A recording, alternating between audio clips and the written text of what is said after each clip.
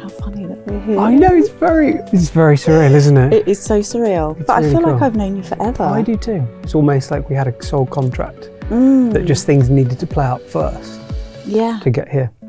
Today I'm going to be talking to Matt Cooke, who is an amazing manifestation coach. I have personally worked with him for the last 2 months, manifesting my own journey, and we're going to be talking about all things to do with how to manifest and how to trust the process and let it unfold naturally.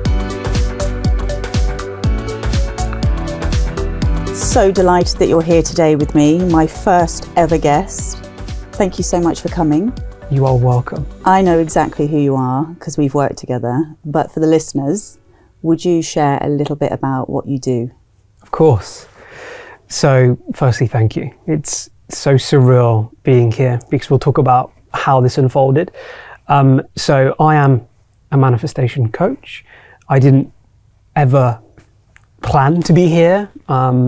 I had the opposite type of career. I was an estate agent here in the UK for 10 years. A lot of people know this story, but it's really important about how I got here. So it first started around about September 2018. And it was a period of time, a lot of people in the corporate world can relate to this, just under a lot of stress. The youngest manager in my company by sort of 10 years, and just felt this real pressure on my chest, like a tightness to breathe. And I didn't know what to do. And out of nowhere, my wife, Khorasan's grandmother, said, you should have some reflexology. And I was like, reflexology? What's that? I had no idea what it was. So I agreed because she sort of said, look, it's going to really help. So I rocked up at her house. The therapist had come up. He didn't know who I was at all. And it was sort of my turn to have this reflexology.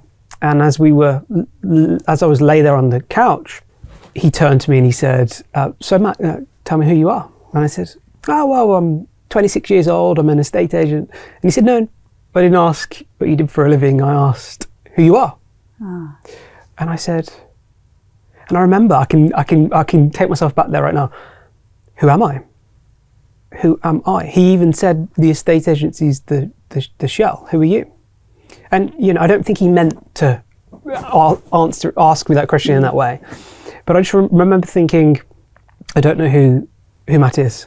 Who is the person is? I've now since I have this sort of analogy of, imagine an astronaut in space, like in a suit. They're not the suit, they're the person inside. And that was that moment. And not much happened other than sort of going away, and the reflexology helped. But having this sort of just awareness of I and who am I? And that carried on for quite a few months of just exploring the whole I and awareness thing. Like, who is Matt beyond this sort of like corporate facade? And out of nowhere, in February 2019, so a few months later, lying in bed with Khorasan one typical evening, we're watching Netflix, and I rolled over to go to sleep and she was still awake watching Netflix. And, when you're still aware of the world around you. And out of nowhere, this very strange sensation spread across me, like a vibration, head to toe, didn't hurt. And I allowed it to continue because I was intrigued. And it felt like I was hovering above the bed. Gosh. And then I heard a real high-pitched ring in both my ears, and it went completely silent. And I heard a voice from the opposite end of what felt like a sports hall getting closer, closer and closer. And the voice said, Matt, it's Mum, can you hear me? And in that moment I realised, and we exchanged a few words, it was my mum.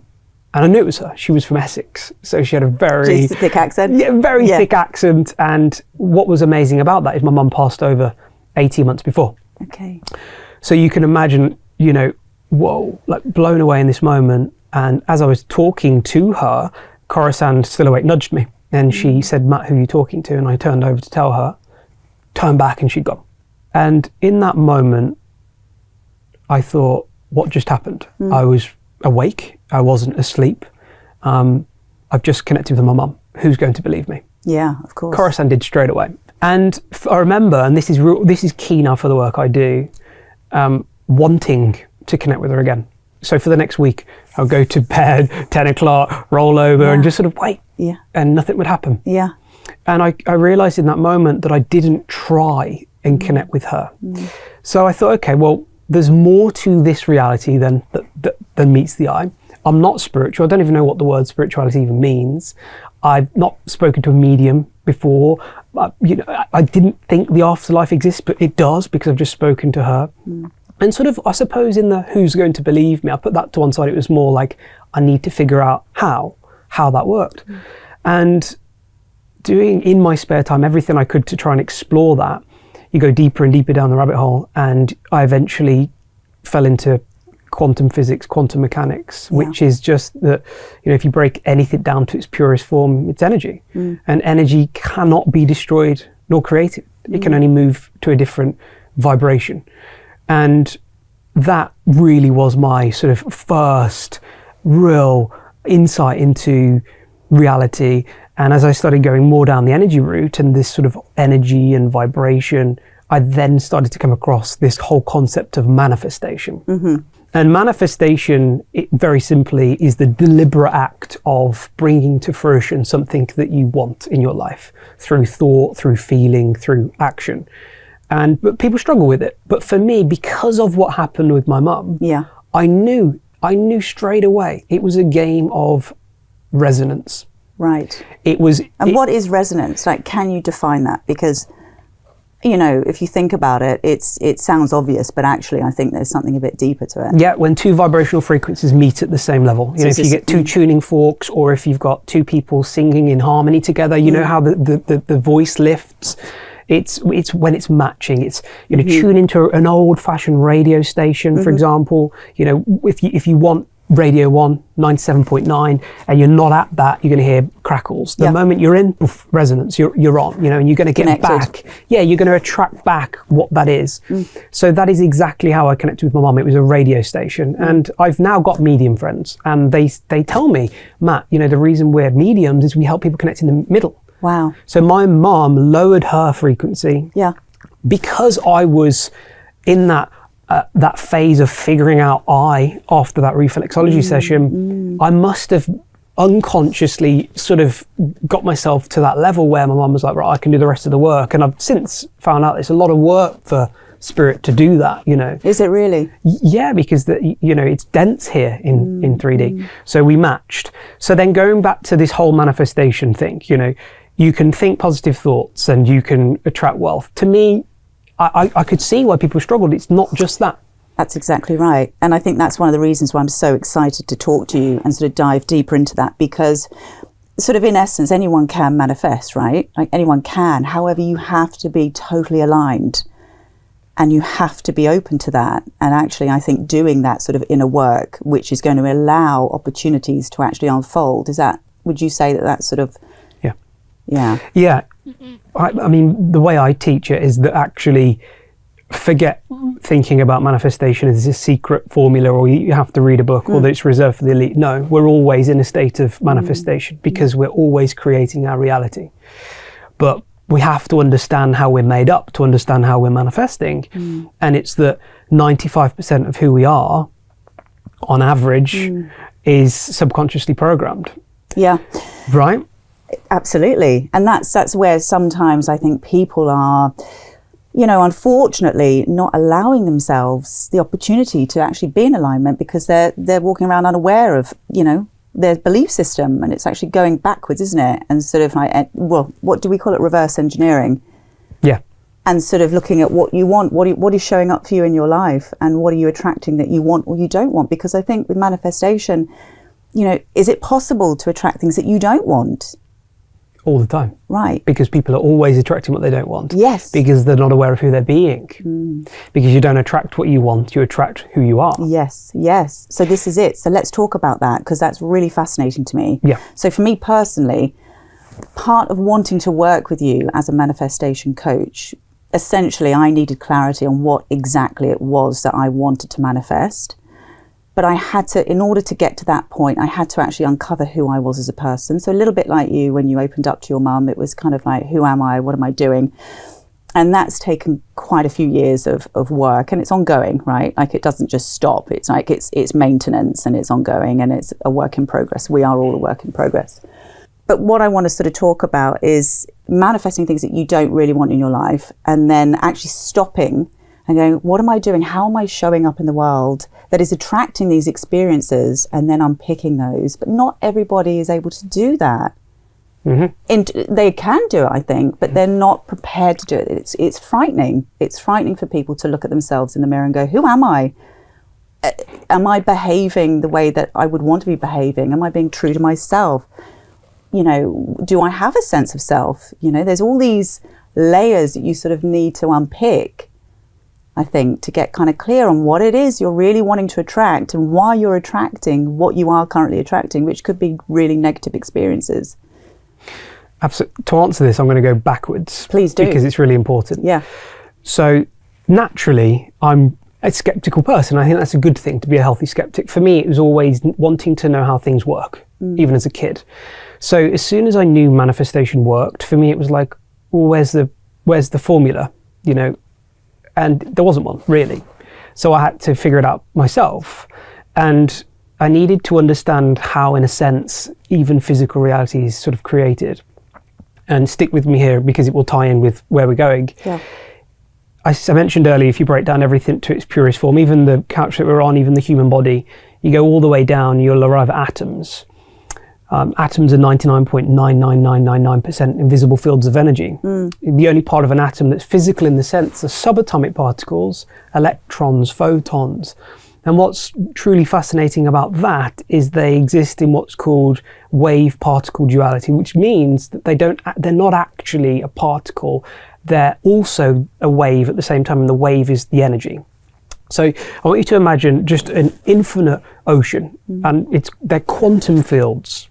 And let's give that a label. We could give that a name called the universe, for example. So then all of physical reality pops in and out of existence through quantum fields. So they exist as both the wave and the particle. Okay.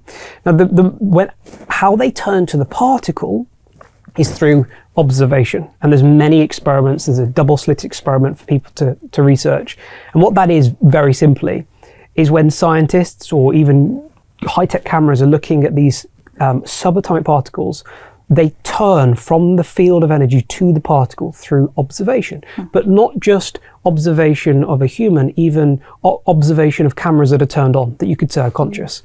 So, and that's called wave function collapse of the wave function.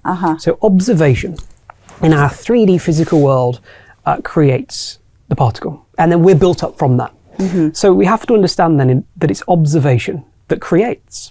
So bringing it back to this question, most people say, I want my life to change. I want more money, I want love, I want better health.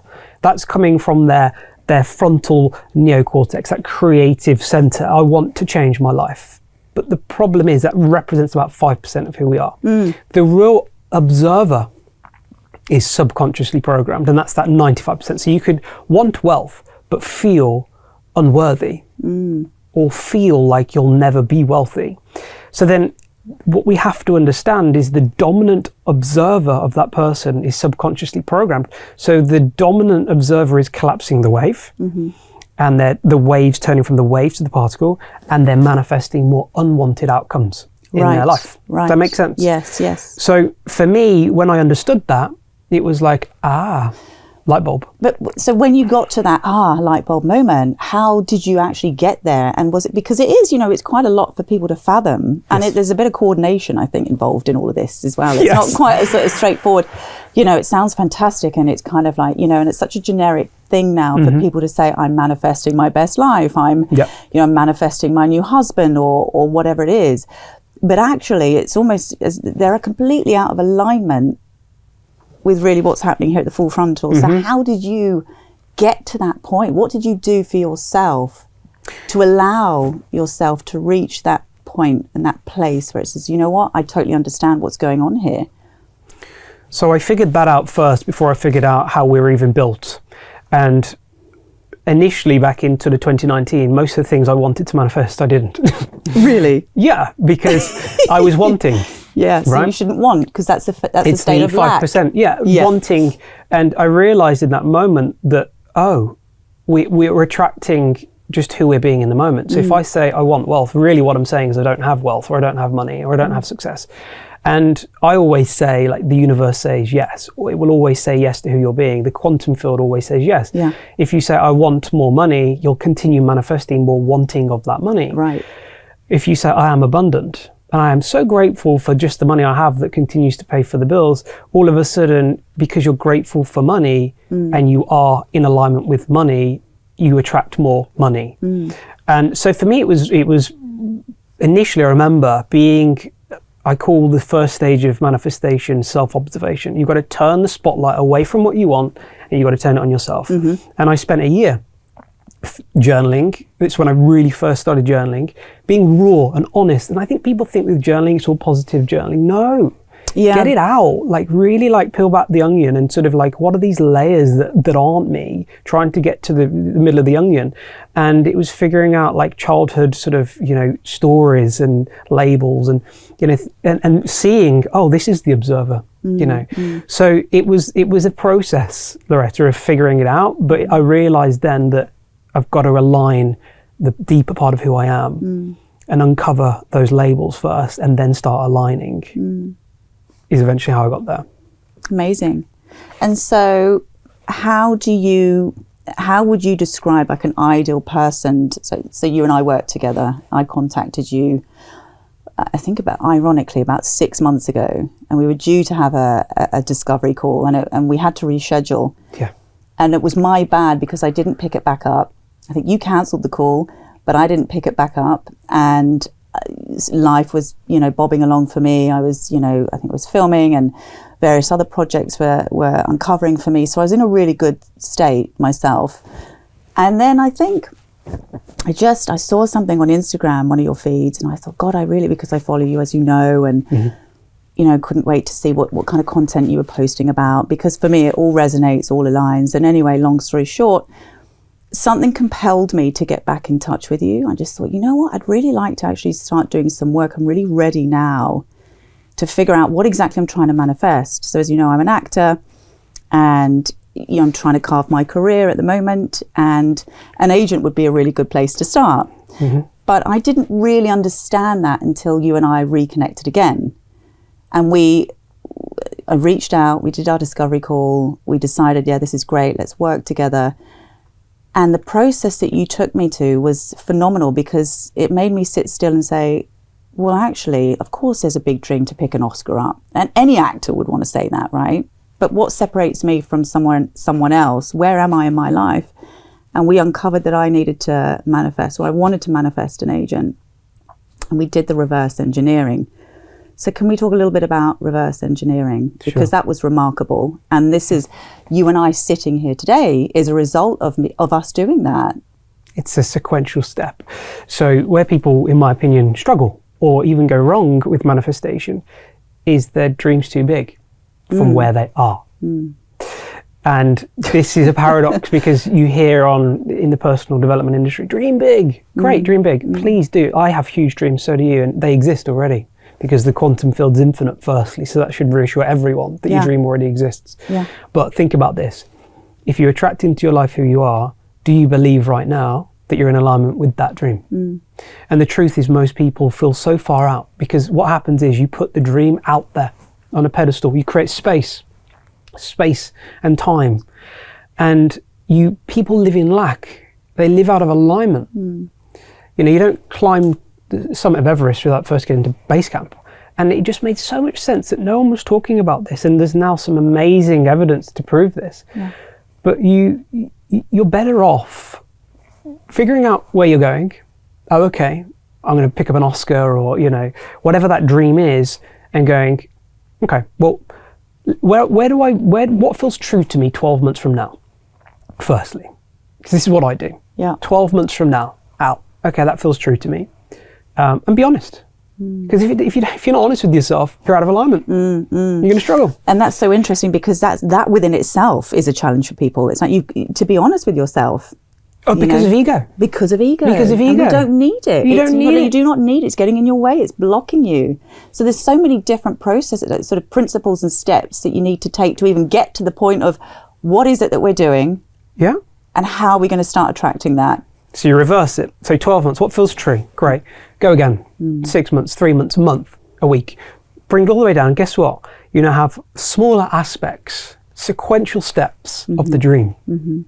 Now you feel like you've got action. Now you feel like you've got a plan. Now you feel like you've got alignment.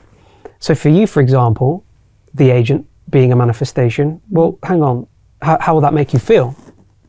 We worked that out, right? And I said, but you can't live now in lack, because there are things that you can do now, Loretta, that are going to make you feel equal to what it would feel like once you have an agent. And then that's how we started talking about Lounge with Loretta and this podcast and this great idea, because, well, that's something that I can do now that will make me feel equal to what it would feel like having an agent. So now you're in resonance. And I love that. I love that. And I love that this is also what's happening between us now. Lounge with Loretta. You know, that was bursting to come out anyway, but it was sort of on ice. And for, I think, you know, quite a few years, in fact, this is something that I've always wanted to do, but I put it on ice because I wanted to pursue other things. I was thinking, I had a linear approach, you know, it's like, okay, so I've done my acting training. I've done this, I'm in this, I'm doing this. So there was a sort of expectancy that that was the right way to do it, and this would sort of come secondary, where actually I was very much mistaken, because this is still bringing me such immense joy and is all part of my process and my journey. But I wouldn't have been aware of it had I not worked with you and reverse engineered my ultimate dream, my ultimate vision. And let's not forget the LA fires as well, because I was supposed to, in my mind, I wanted to move to LA for 2 months this summer. You do a little sort of recce, take a little trip, rent my house out. And that was like, I was like, you know what? I'm on the right track here. This is amazing. Matt's helping me get to this place. And then the disastrous fires, right? Yeah. Which is just heartbreaking for people. And it forced me to stop and say, well, you can't go here now. This is not a good plan. And so the most magical thing happened. I stopped and said, no. I think you called it foundations. You know, this is all about foundations and looking at that as protection. And see, some people might look at that and say, well, actually, oh, woe is me. You know, I had this plan, it didn't work out, what now? And I thought, no, this is a message, this is guidance, this is trying to tell me to do something else for the moment. So this was birthed out of that moment. And that's because rejection is protection, but more importantly, redirection. I first heard that, I think it was Gabby Bernstein. I love that. I think it's a great saying. And I understood that and it made sense. But again, the deeper truth was how. Yeah. And I figured that out. So I said to you, atoms are 99.9% invisible fields of energy. In fact, the truth is our existence is less than 0.01% of reality. So many of us trust the knowns, what we can see to be true in our life. But the unknown is almost 100% of reality. Yeah. So in a moment of rejection, let's say the LA fires, like, you know, of you planning this trip to LA and then all of a sudden the fires, and that sort of stops the plans. Two things happen. Most people, if they're not careful, will be challenged. Their ego will go, this doesn't work, this manifestation stuff, you know. I've done the journaling, the meditation, and I've been rejected. And then what happens actually, sadly, is people then fall into resistance. And they don't realize that because they're made up of the same stuff that the universe is you in human form. And it exists outside of the construct of time, which is a whole nother conversation. It can already see what's beyond that door that you're trying to go through. So what it will do is it will gently, and I'm not saying, you know, the fires of this, but I'm just saying what it could see was, no, Loretta, come back to London. There's work for you to do here. And so you had a choice. You could have carried on. You could have gone, no, I'm going to make it work. I'm going to get over to LA. But you trusted in that redirection that then made you realize that actually, oh, London is where I need to be. I need to build this foundation. I need to build this podcast. Yeah. And if we don't allow ego to get in the way, we have to realize that there is an intelligence that's keeping our hearts beating right now, an intelligence that knows how to grow a baby, keep Earth in orbit, that's far more intelligent than our conscious minds. And if you give it intention, if you give it a signal, if you tell it where you're going, it will guide you, it will get you there, but it will happen in a way that you would never expect most of the time. Most of the time. And I think, you know, you need to have a huge degree of trust in that. There's a trust in the process itself, right?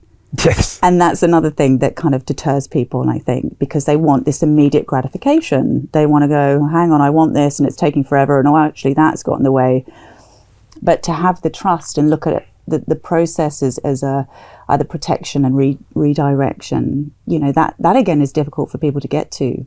So how do we get people to start trusting their intuition, trusting that actually, you know what, I need to relinquish any kind of control. I need to surrender to this process, and I need to allow things to unfold naturally and go with the flow.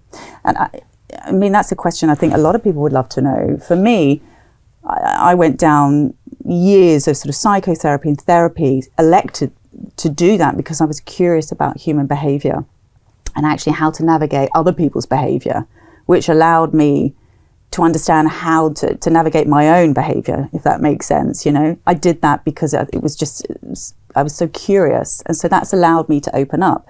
But for somebody who's not yet done, not actually, that's not fair to say not done, but someone who isn't familiar with a trusting process, someone who has trust issues themselves, that might be quite taxing for someone to say, do you know what, I'm just going to sit back and let this all kind of, because I trust that the universe has got my back. You know, that's such a big deal. We're not really taught this. We're told you can manifest, but we're not taught how to actually get in touch with all of these things that we have within us. So what would your advice be for somebody in that situation? So I've been there. Yeah. And again, I can answer it in two ways. The first is more of the scientific to back it up, which helped me, which is that, you know, why the universe will always have your back. There's an amazing physicist called Thomas Campbell, and he's done some great work.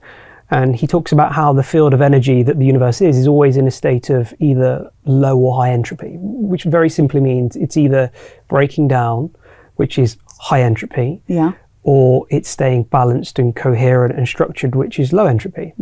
So its natural state is to always maintain low entropy, which is to continue evolving and growing.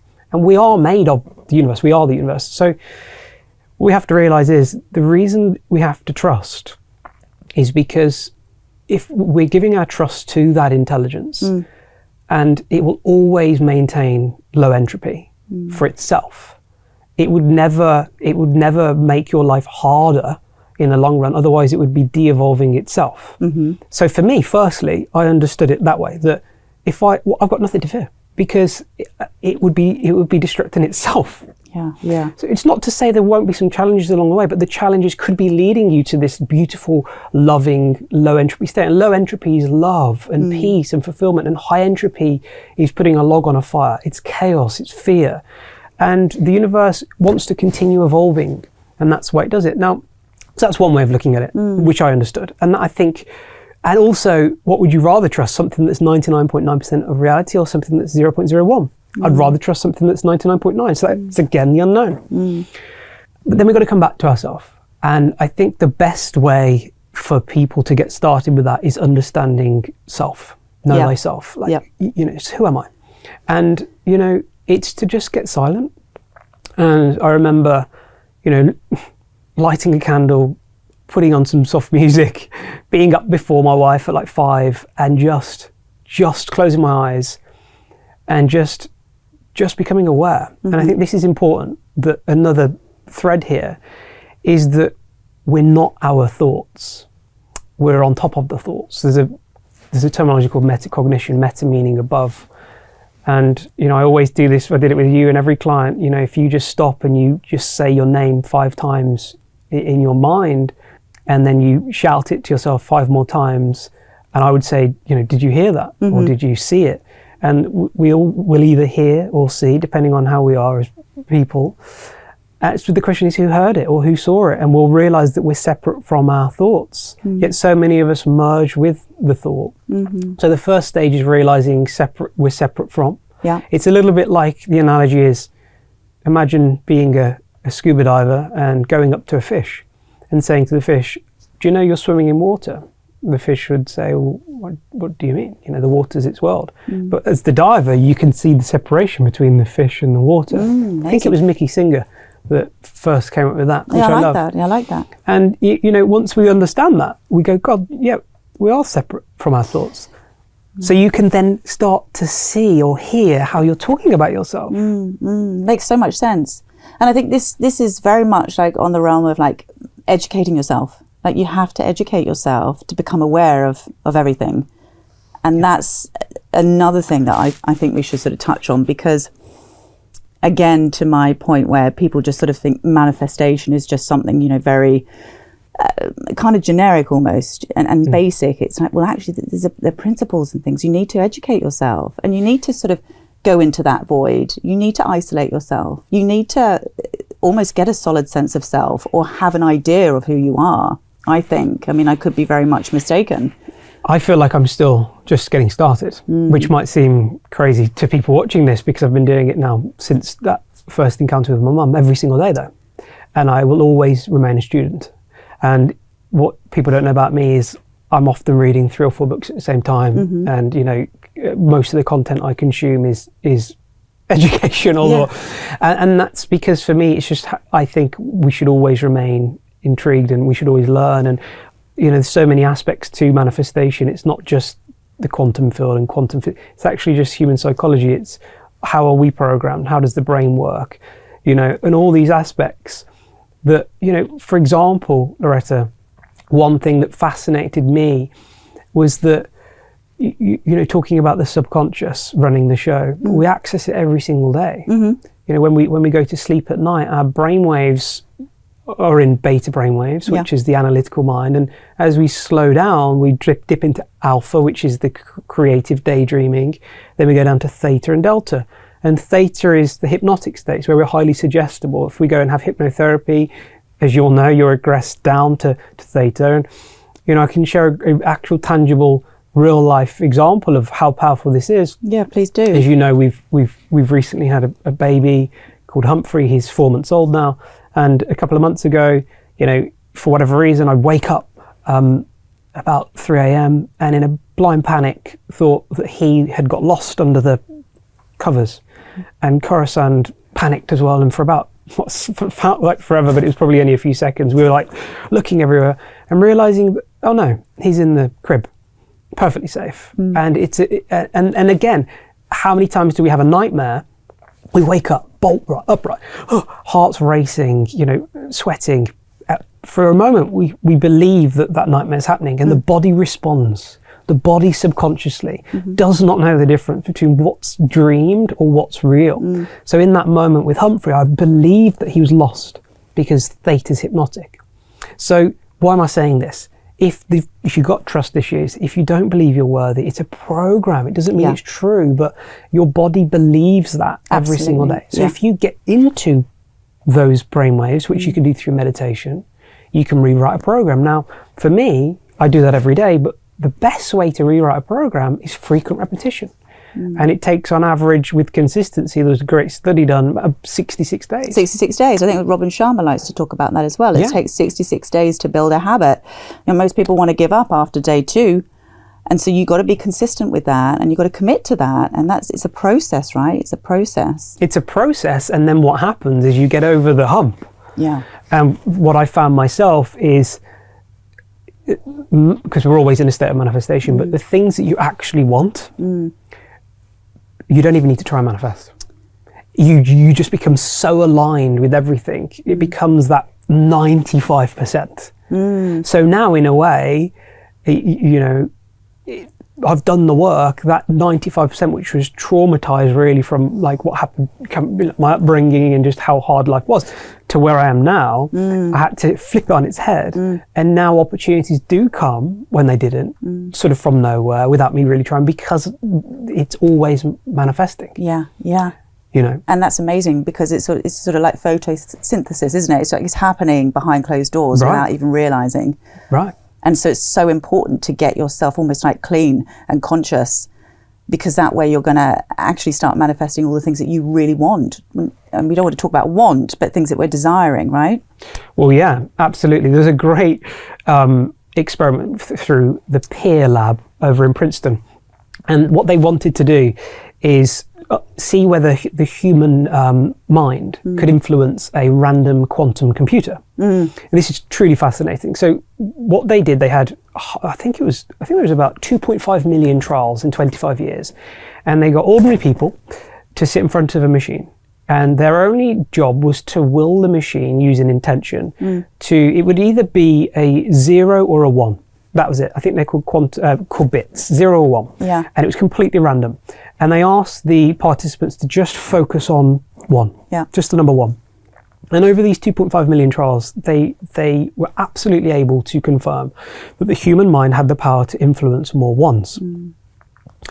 But what they also realized is quite often it would also deviate from chance in the other direction. So there'd be more 0s than 1s. And they were like, well, that's really interesting. Why are there more 0s when we're asking these people to try and will or manifest 1s?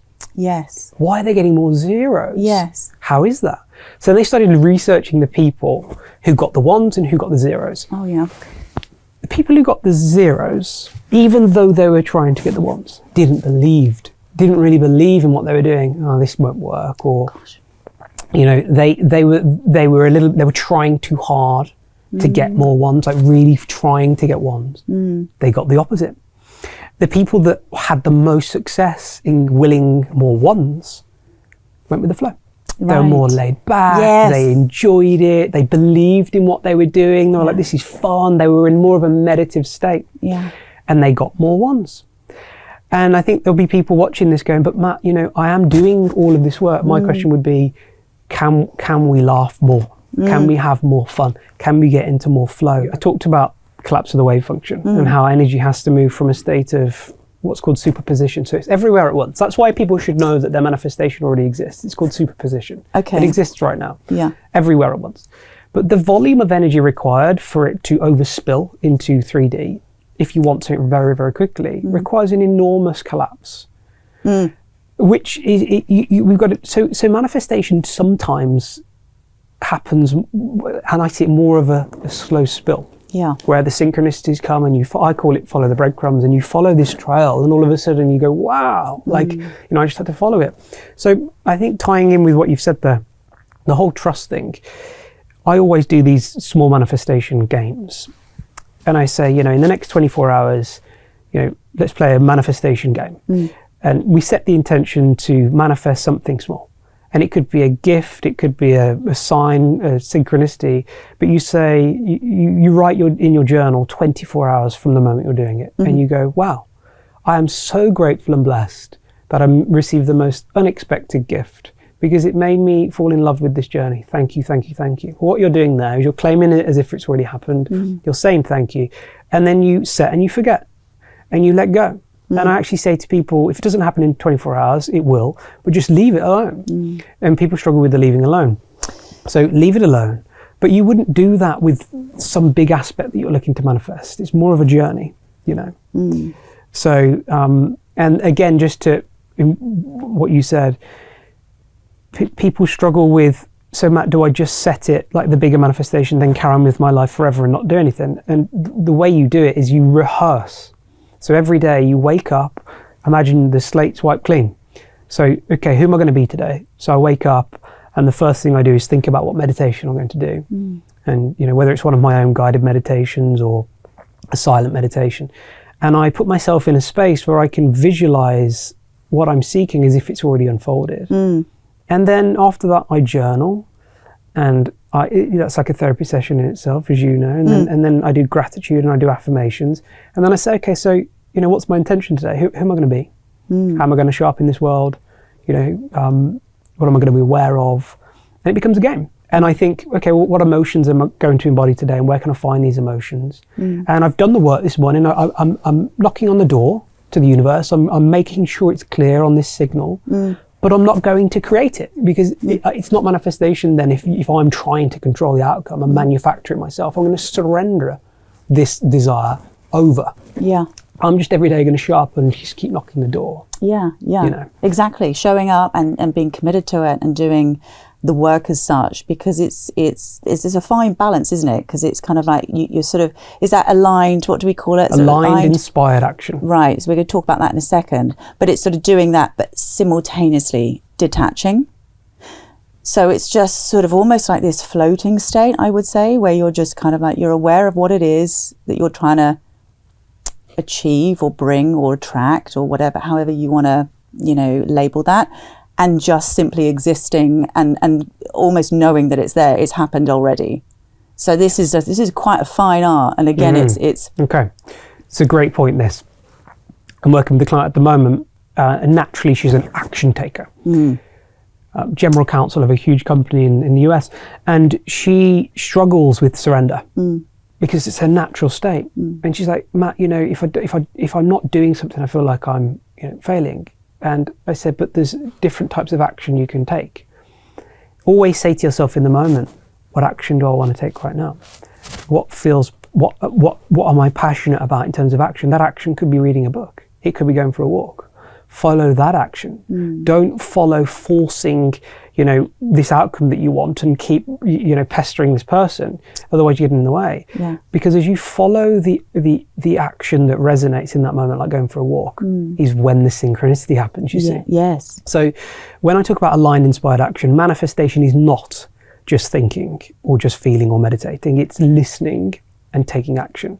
And if we silence the ego and we get more present, we open ourselves up to more of who we are, and it's like taking the helmet off the spacesuit. We can see who we are, and we can listen, and we can feel intuitively what feels right in a moment, or I feel like I need to email this person today, or in this moment what aligns with me is just sitting downstairs and having an espresso and reading this book. Yeah. And then if you follow that, don't be guilty. Ego will always say, you need to be doing more, you need to be doing this. Of course. And you take the action, and that's aligned because it's not forced. Forced action is going, nothing's happening, I've got to make this work. And I'm going to interrupt you there because that's exactly what I was doing prior to working with you. And for me, it's quite interesting because my natural disposition is one of like surrender, let things unfold, let things like just magically happen. Yet my upbringing is very much, particularly from my father, which was, no, you need to follow through, you need to follow up, you need to be doing this, you need to be doing that. And so there was this sort of conflict of interest happening with me. And rather than sort of trusting my own intuition and my own judgment and saying, no, you're doing enough, because there's a tendency, I think, to think that we're not doing enough, which is, maybe to your point with your one of your clients, which is you've got to be sort of ticking the boxes and achieving, and then you feel like you're actively contributing, but it's interference and it's getting in the way. And I think it's actually quite damaging, isn't it? Because there's a tendency to just sort of want to control that and manipulate the outcome, when actually there could be such a more monumental plan that's already waiting to unfold and collapse and come to you. But it's learning how to sit back and say, you know what, this isn't being lazy, this isn't being like negligent, it's just aligning. Absolutely. But that is really quite challenging, and the consistency purpose is really difficult too. I think many times it's, we fluctuate, don't we? We don't know what mood we're going to be in from one day to the next. So whilst, for argument's sake, on one day we can feel completely in control with not being in control. I know that's a contradiction in terms, but completely kind of we're surrendering. We're in the flow, and then the following day we may feel, oh God, actually maybe I should just do this, and maybe I should just. So how does one remain consistent? Because that's something that when you and I work together, I was like, I want to be held accountable for just trusting this process and not feeling as though it's being lazy or negligent to just not do a single thing. So there's a law in the universe called the law of rhythm, which dictates the up and down in life. The ocean comes in, goes out, we breathe in and out. It goes dark, it goes light. The markets go up, they go down. And that's what it's called to be a human being, right? That every day we don't know whether it's the up and the down, and that's fine. Yeah. It's the journey. And it's the human experience to be triggered, the human experience for people not to say something that's not very nice. It's how you are in that moment. And I say, okay, I'm aware of this rhythm in life, but do I need to be in that rhythm? No, I can stay on the baseline. So that's the work. That's the work. Because most people are caught in their rhythm, you see. Yeah. So if you will, things will trigger you and they'll slip by your awareness, and you will fall back into that rhythm. But what I always try and do, is say, can I just stay on that baseline? You know, and that's the work. It's just the awareness of the work.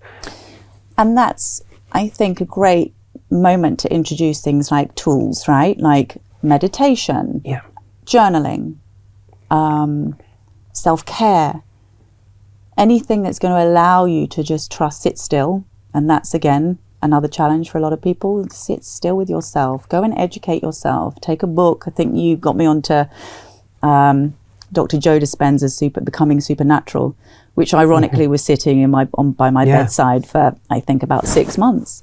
And that was one of the first books that you said to me, Loretta, you need to read this.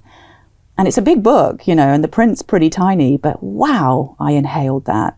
And it was using these sort of tools that allowed me to sort of just sit still and trust the process of whatever it was that was unfolding, because I didn't really have a lot of clarity on what it was. Remember, I was like, well, this long term, this is what I want, but the short term, in terms of what can I do in the meantime to allow for that, was a challenge for me. So by educating myself and, you know, using these tools, I was able to kind of shut the sound out, the sort of the white noise, and actually listen to what it was that I really needed. And that was, you need to be doing something creative. That was for me, you know, which again is why we're sort of sitting here today having this conversation. So would you say an ideal client for you is someone that's, you know, showing up and doing the work in their own time? You know, they can't just rely on, I've got this call with Matt, or I've got this a little bit of homework to do. It's like it's ongoing, right? Like it's daily. It's a practice. Yeah, that's why I always try and work with clients for at least 2 months, because of the 66-day thing. You know, my intention is to teach all the tools, everything I use, and then it become innate in you, that you carry it on. Dr. Joe Dispenza, I mean, everyone, he's amazing. I want to marry him. He's great. I love his work, and what he's doing in the world through healing is truly phenomenal. So everyone should read Becoming Supernatural, especially if you're into the science behind, you know, creation and how this works. But yeah, I think bringing this back to what I said earlier, it's recognizing that I don't think there's a choice, because we're always in a state of creation. And I think if you do believe that you know, your thoughts do have the power to make some form of a change in your life, then why would you skip a single day? You know, and when you start seeing the magic, like the amount of messages I get on Instagram from people who go, wow, like it's just, you know, when you have a taste, why would you stop? Yeah. And I know it's difficult, and you know, I'm experiencing that now with a 4-month-old baby, and you know, he's going through that classic 4-month sleep regression that people talk about, and yeah, you know, he was up every hour last night. Yeah. And you know, so authentically it is a little bit more challenging to get that time in, but you know, luckily Corazon and I, we find that time in the morning still to do that.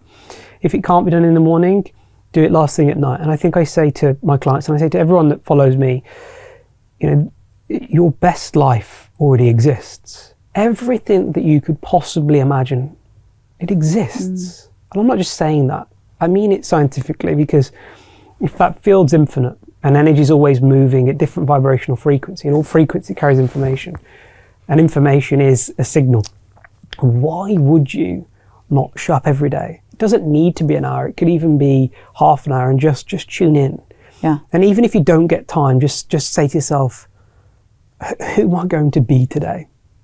You know, how would that version of me think today? And that's amazing, because we have that readily available to us. It's like, this is amazing. We don't need to wait for somebody to say, okay, it's okay now to be what you want to be. No one is deciding that for us. We have that control. So we can allow that to happen each day. We've got that choice. We've got that there. Yeah. And why would you not? Why would you not? Why would you not? Why would you not?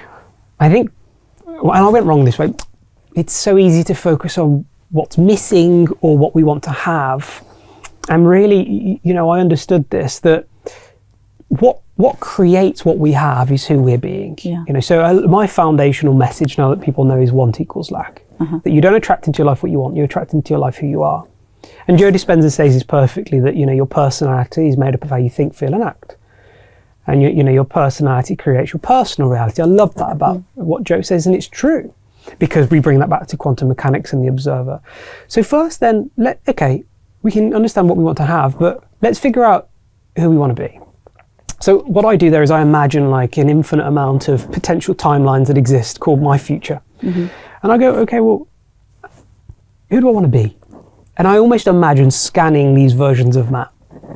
So, okay, so who do I want to be? You know, and then you just ask that question. And it's like, well, you know, I want to think this way and I want to show up this way in the world and I want to be strong and supportive and caring and take more risks. And, you know, you really get clear on that personality.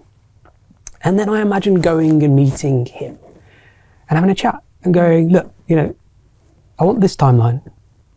I know I can't want it. So what did you do? Yeah. What did you do? What did you do? What did you do? Yeah.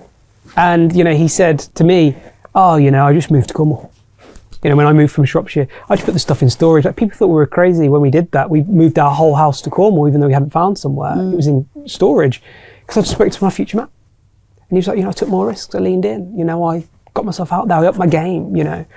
I started saying no more often to things, you know, and held my power. And, you know, I was focused on the plan and I started running more and, you know, and I really listened to the action, the do. And I was like, okay, well, if I start doing that now, I'll start being him. So as I do, I be, and as I be, I have. Yeah. It's so simple, really, isn't it? So simple. And let's talk about that, because let's talk about meeting your future self or meeting the person that you really want to be. Because that was a part of your technique, I would call it. Yeah. I'd never done that. And so I think it was a guided meditation. I guided you through it, didn't I? And you guided me through it, and it was remarkable because I was like, oh God, I didn't even think to do that. I mean, I was sort of too busy, sort of probably being like in such a state of lack, going, you know, if only I have this, then I'll feel a certain way, and my shoulders might be back a bit more, and I'll feel a bit more confident with this and this and this. But actually, I didn't really sort of think about, gosh, meeting who I want to be, and what is that person even like? Because I didn't quite know until I met her and went, oh God, she's awesome. I really like that person. I know that sounds quite arrogant, but I think it's important to feel that way. Otherwise, why would you want to be that person? You got to quite like them, right? I think she sat right here. That's really kind. She's here. She's out. Because how 3-4 months ago when we did this exercise, how quickly this is already starting to unfold. Yeah. You know, because we did. Yeah. We first got you into a meditative state. It's important. You've got to get out of the analytical beta brain waves. Beta brain waves, surface of an ocean, really busy. You can't think straight there. Let's go down. So I regressed you down. Yeah. To sort of alpha, theta. And then I just said, right, okay, who do you want to be? And you thought about that, didn't you? And, I did. And then I asked you those questions and I guided you. And, you know, not everyone's going to have me guiding them, but what I'd recommend to people is, you know, look, don't put your iPhone on or hit record, go into meditation and just talk out loud and then review it back later and just sort of talk out loud. Who do I want to be? And when you've sat there and you've given yourself time first to just calm down, so you're not in the noise of the world, you're inside, just intuitively think what comes up, because for you and all my other clients, it's intuitively guided, it comes through.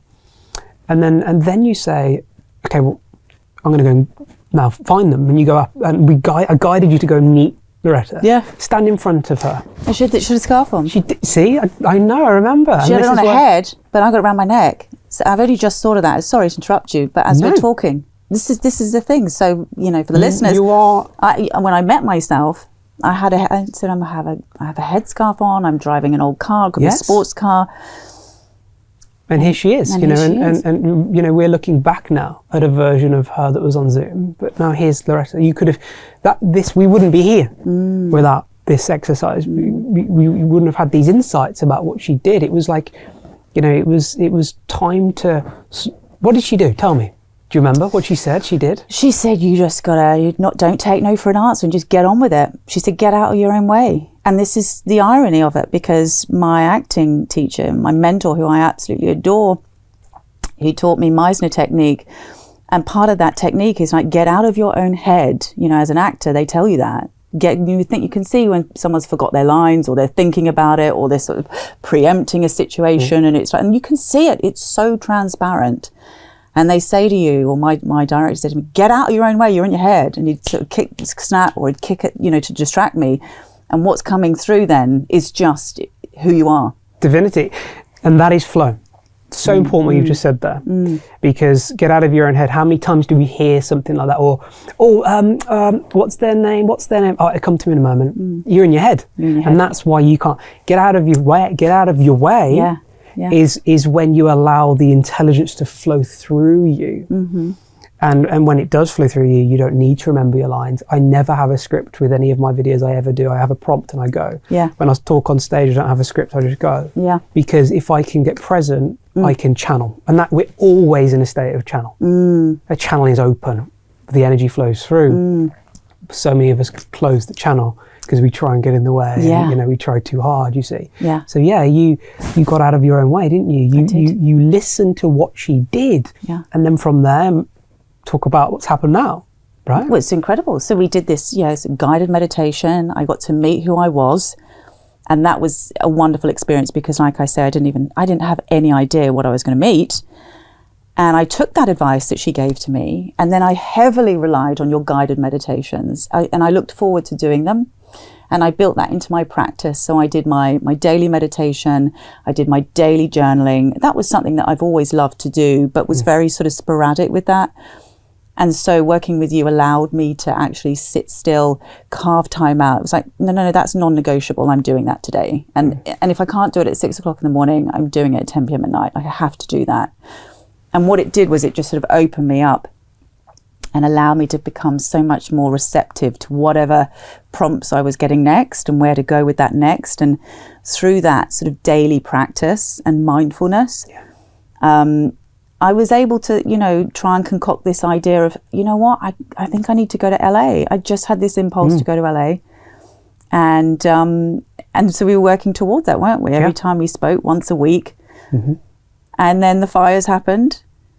And it was kind of devastating because not only for the people that, went through such loss, but for selfish reasons, my plan was, kind of wiped clean.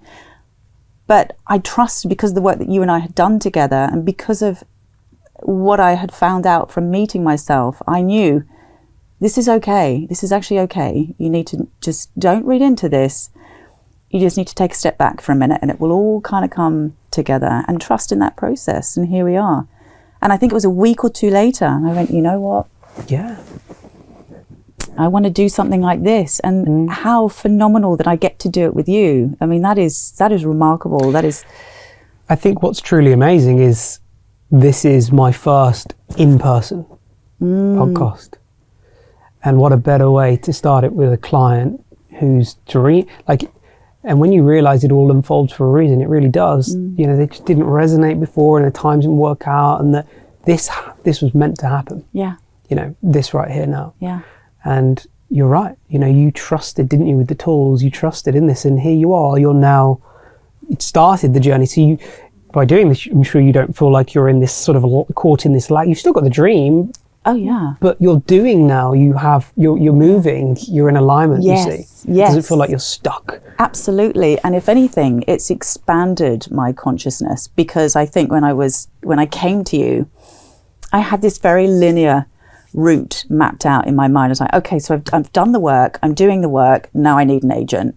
Bish, bash, bosh. And it's like, well, actually, and that is a struggle within itself. So that must have been a massive red flag to say, well, you're struggling with that because, as an actor and as a new actor, it's like a sort of chicken and egg situation. You need to produce a body of work to show to somebody, to show to an agent who says, okay, I've seen your work, I'm quite impressed with it, I'm going to represent you.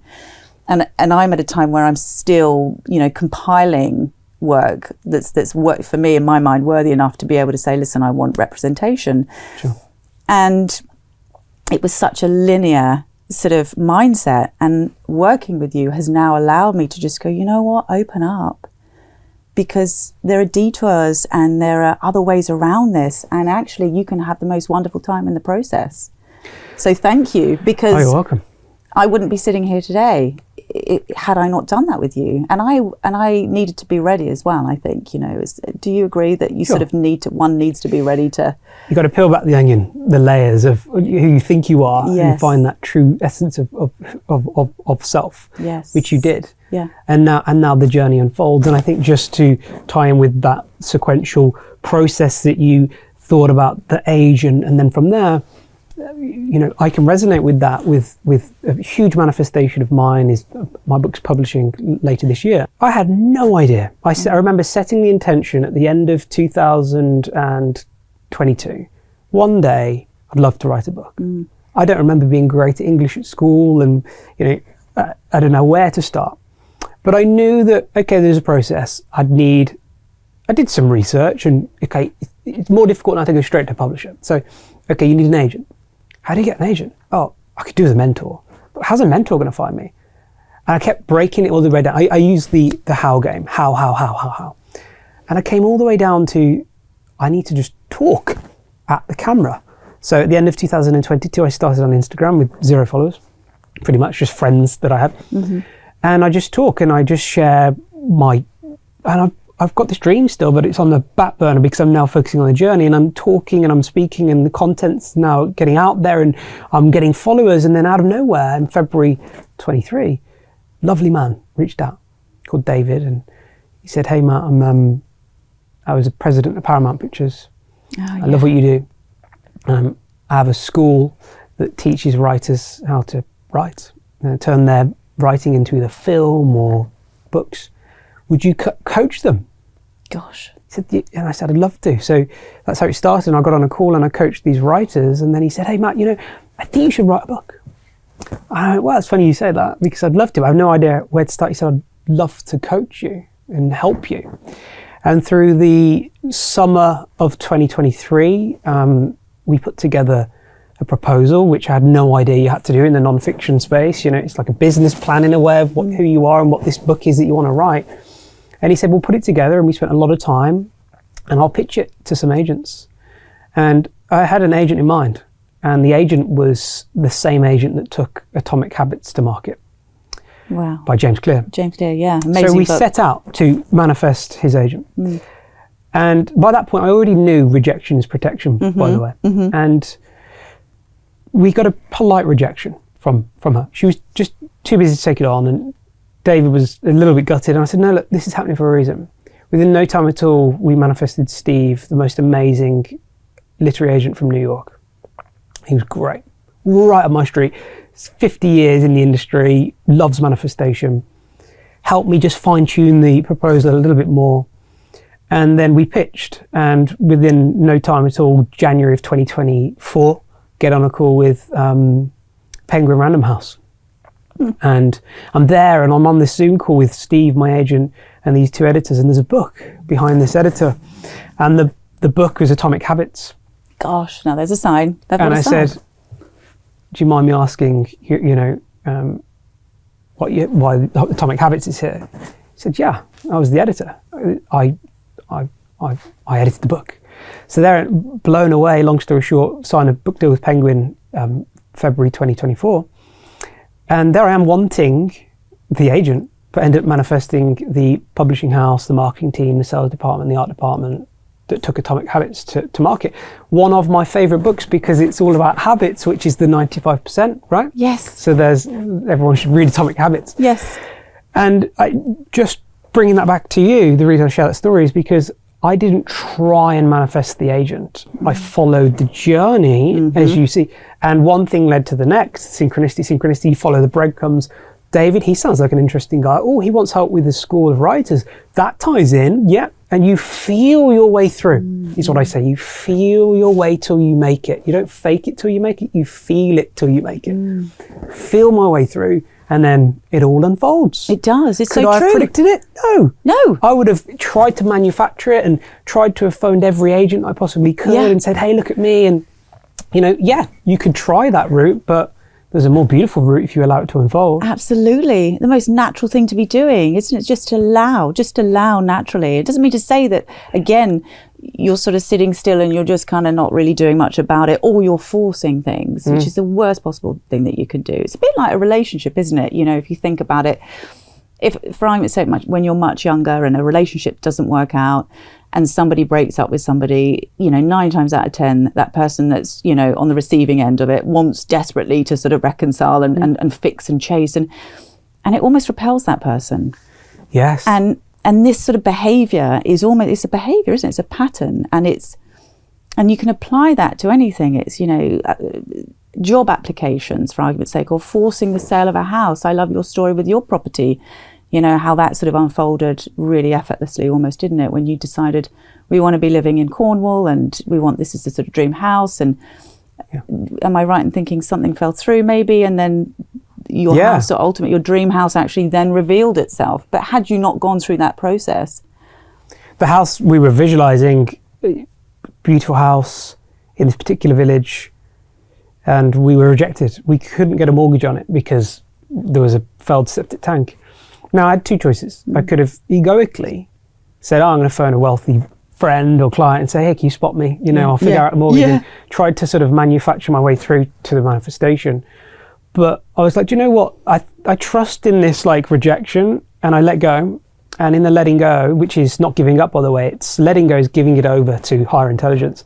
Within no time at all, this beautiful house, 5 farmers' fields away in the same village came up.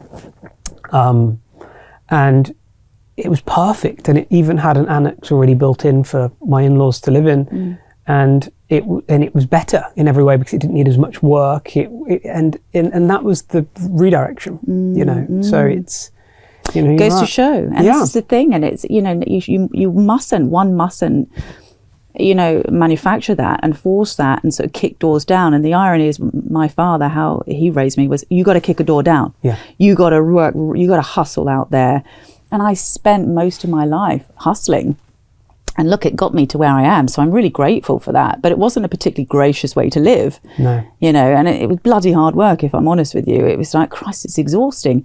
It's much more, to use your definition, your beautiful process to sort of sit back, surrender, hand it over, and just, you know what you want, and just let it all unfold, and you're going to get something so much that's probably bigger than what you actually envisaged, right? And that's, you know, there is still, like I said, I try and make this as clear as I can to people, because I think people can think that manifestation is sitting around, and, you know, you hear some really successful people say, well, I didn't manifest, you know, I had to work hard for this. And, you know, you still have to work hard for this, but there's a way of doing it where you're not forcing it. The working hard is, I haven't missed a day posting on social media in 2 years, you know, and that's the showing up, and it's, you know, saying, and the action is, who am I going to be today? You know, how am I going to behave?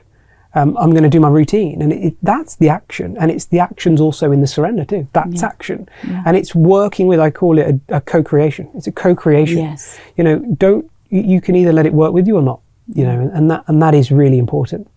You talked about relationships, which are really interesting, and because the reason I say this is, out of all the topics, manifesting love is right up there, and actually a specific person is even the highest and most frequently asked question. I bet it is. Because, you know, you have people that are in a relationship and then someone leaves and they desperately want them back. And again, it's the wanting trap. Or they've got their eyes on someone that they desperately want. And I always say, look, technically, on a quantum level, it exists. Firstly, so that should fill you with pure joy. We do have free will. You know, otherwise this rule set wouldn't exist. We have to have free will to decide what choices we make. That's one thing we're given, and the universe can't interfere with that. But here's a paradox for most people when it comes to love. You don't want that person. That's not what you want. You don't want that person. What you want is the future version of yourself that exists in your imagination when you're with that person. That person makes you feel in love with life. They make you feel at peace. They make you feel heard. They make you feel sexy. You know, that's why you want that relationship. Are you being sexy now? No. Do you feel heard now? Go and be sexy now. Go and fall in love with yourself now. Yeah. Go and be that version of yourself that exists in your imagination now. And when you start being that person now, you might just go manifest that specific person or someone even better. And every time I've done that with a client, every single time. Only yesterday, a client in New York got engaged. Stop it. Seriously, So how long did it take this person? I worked with him at the end of 2023 and he was single. Yeah. So we're talking, what are we now? Just over a year, 14 months, and he's now engaged. And did he specifically come to you to manifest love? It was multiple. It was love, business, and health. So people have, and there's different categories. Yeah. But actually it was falling more in love with himself. Yes. That helped him, So he got engaged, and that's 40 months. Engaged, there's a process, right? You meet someone and then you spend time, and then you make sure, I do want to marry them. But 14 months is pretty good going. I commented on his Instagram and he said, bro, yeah, you were right. We used to do the meditations of like meeting this person that he's met. Tell me about that. Well, we like I do with every client, we'd go into a meditation and we'd go and meet future Ryan. Or future whoever, future Loretta, and we'd play it out. So you go and meet the person that you'd like to meet? Well, that exists in their imagination. So we go and meet, like I said about future Loretta, we met future Ryan, and he'd cry with me on the meditations, and we'd go deep, and we'd say, he'd say, I've done it, look at my life, and look at this person that gets me and understands me, and and it was great, and we did that, and it was funny because he used to say, dating apps, I've come to realize now, because I've met Khorasan before that, really, back in 2010, that, too many people try and go for yeses. Yes, I want to meet you.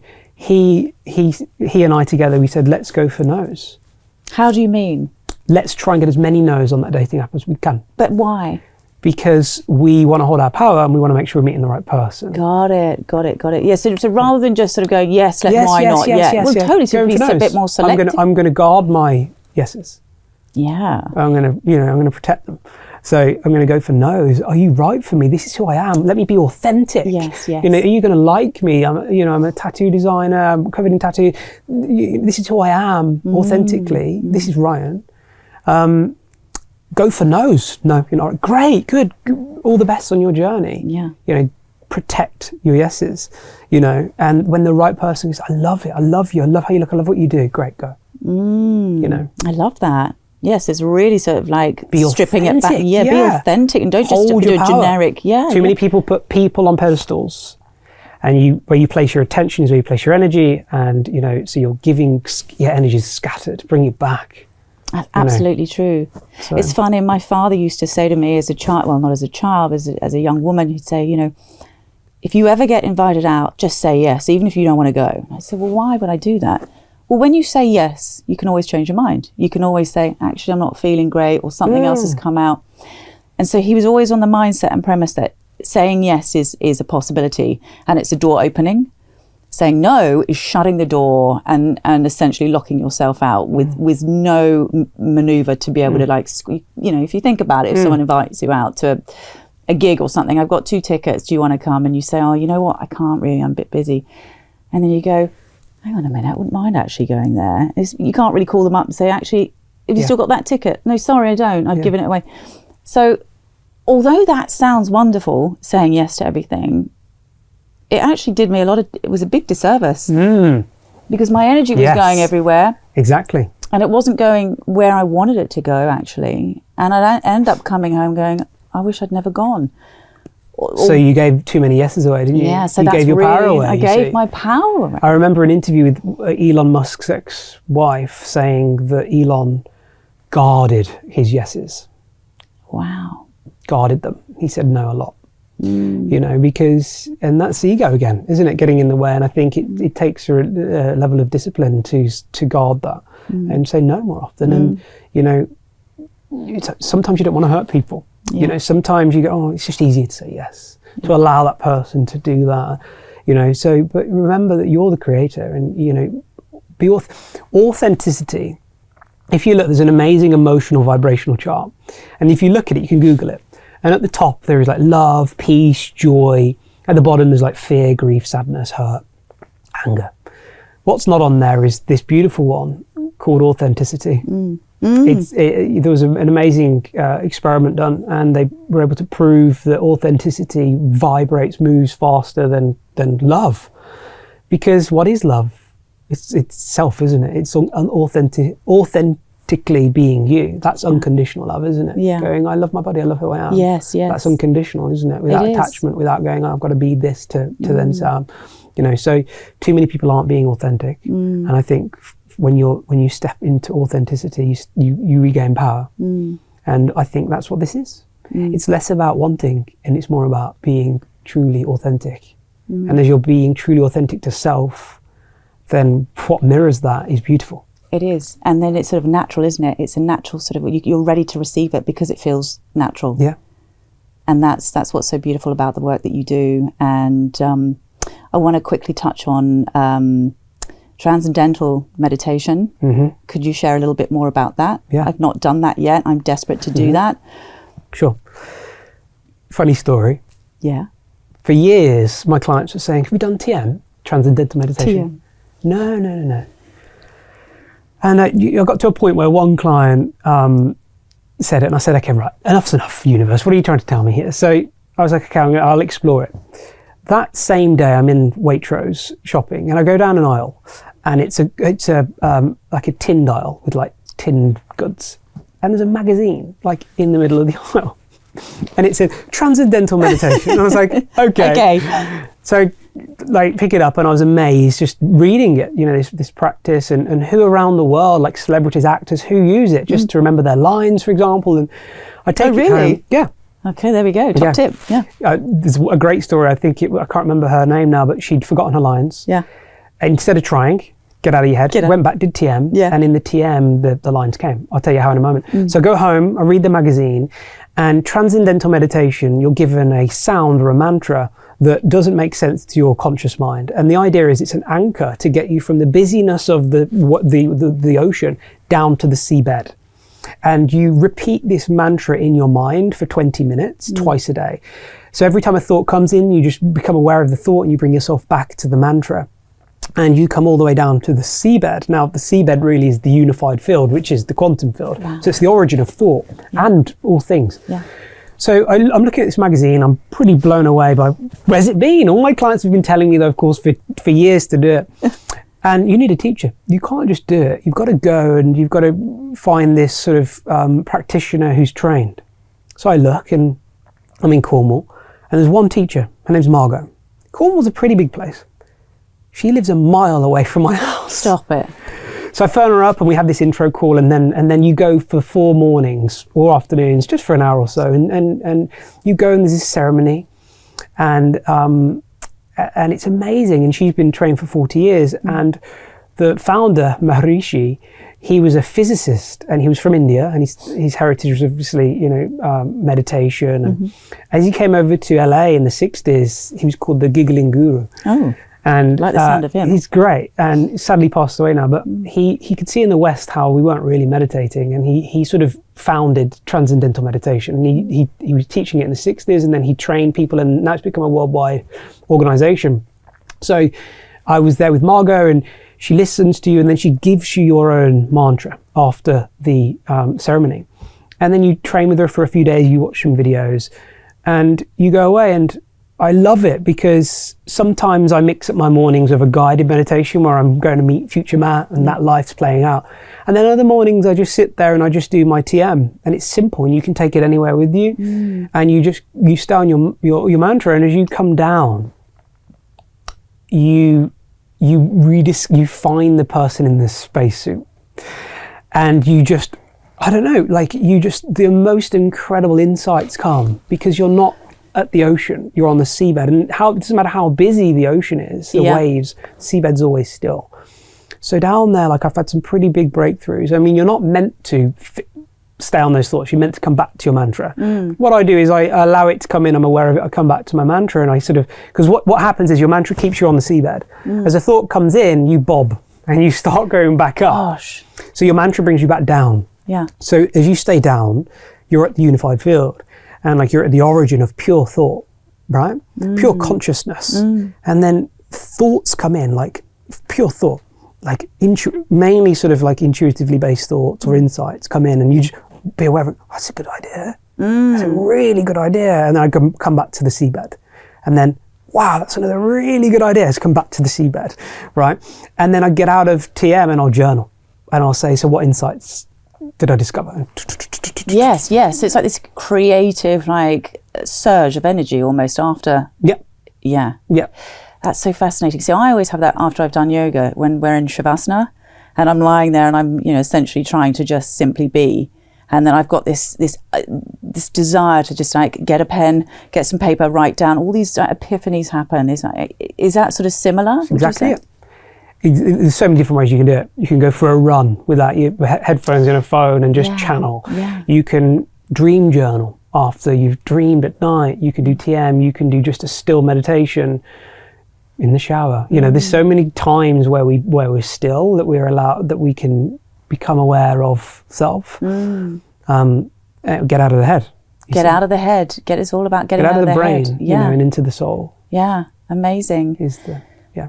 And let's quickly talk about Bashar. Yes. Because I mentioned like a sort of total novice to you, I think, just before our sessions came to a close. I was like, have you heard of this guy called Bashar, I think his name is, which is Daryl Anker. Yeah. And I've just joined Gaia. Is it Gaia? Gaia, yeah. And I'm inhaling all the content. I mean, it's totally consumed my life, which I love. And you're obviously very familiar with Bashar. And do you incorporate channeling at all? Or is that just something that you're simply learning from? Or tell me a little bit about. So first, Daryl is a channel for Bashar, which when you first hear, you got to, it sort of twisted my mind, because I was thinking, really? Bashar is a future version of Daryl, an entity, if you like, in linear time, 2,000 years out, that channels through him, just like a medium would channel spirit. They don't possess the body, they just match the resonance frequency, and Bashar would speak through Daryl. So you see him, he's even had his brainwaves scanned, and you see how his brainwaves switch into gamma, and then Bashar comes through. So Bashar being, if you can imagine, 2,000 years out in time, they're much more developed. Consciousness is raised a lot more. So the level of his wisdom is on another level, and his teachings are phenomenal. And I think I don't channel like Daryl. There's Esther Hicks, who channels Abraham, and there's so many amazing channels in the world. But we're always channeling when we're in flow. So you'll channel when you're acting, or you'll channel now when you're speaking to me and interviewing me. I channel now. I'll channel when I'm on stage. I'll channel when I'm talking on camera. And that's our natural sort of self, if you like, coming through. There's different ways to channel. But yeah, I think Bashar, what I try and do is I line up all these people. You've got Bashar, Dr. Joe Dispenza, Thomas Campbell, all these amazing people. And they have a different scope for how they articulate this work. And it all comes back to the same place. Yeah, massively. And do you find that you sort of not rely, because that sounds sort of, probably not the most appropriate word to use, but do you find that beneficial still to sort of, make sure that watching this sort of content is a part of your journey still? Every night. Yeah. We fall asleep most times listening to Gaia. Yeah. I know they say, you shouldn't watch sort of, devices. I try not to, but we love listening to Gaia. Yeah. So I can't get enough of it. I just can't get enough of it. Yeah. I find it really difficult to watch normal TV. I just think my brain just wants to be a sponge to, absolutely. And also playing the same things back more than once, because you hear it in a different way. Well, this is it. This is it. And it's funny that you say that, because there's a sort of, I think I mentioned this to you, for me personally, there was a sort of like an inhalation of just like Dolores Cannon, Louise Hay, Dr. Joe Dispenza, yourself, Robin Sharma, Marissa Peer. Like, I could go on and on and on. I just want to sponge. I want to self-educate. It just thrills me to do that. But there was this bizarre feeling of like, but I already know what these people are telling me. Now, I know that sounds so far-fetched and sort of really bigging myself up. It's not that I haven't learned anything. It's just more of an inner connection to what they're saying. It's like that resonates so hard, and it's because it's you. Right. You're not being big-headed. You have to remember the source of everything is absolute unbounded oneness. We're from the same place. We're a fragment of it. Every teacher, everyone, we are we're all the same. We're a fragment of consciousness experiencing ourselves in human form in different ways. So the reason it resonates is because you're remembering. Right. It's amazing. Is why. Yeah.